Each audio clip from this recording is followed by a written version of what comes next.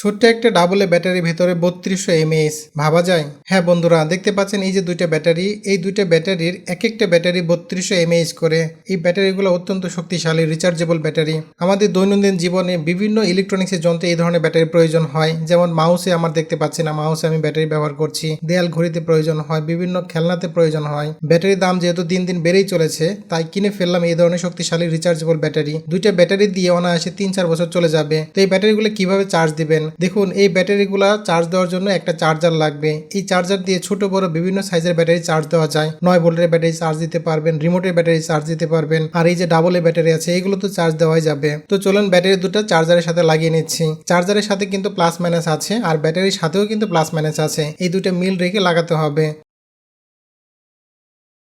এবার সুইচ চালু করে দিচ্ছি। ব্যাটারি দেখতে পাচ্ছেন চার্জ হচ্ছে। এই যে রেড ইন্ডিকেটর জ্বলতেছে, এতে বুঝতে পারছি যে ব্যাটারি চার্জ হচ্ছে। তবে আপনারা ভুলেও একটা ব্যাটারি দিয়ে চার্জ দিতে যাবেন না, কারণ সিঙ্গেল ব্যাটারি চার্জ হবে না। চার্জ দেওয়ার জন্য অন্ততপক্ষে দুইটা ব্যাটারি একসাথে লাগাতে হবে।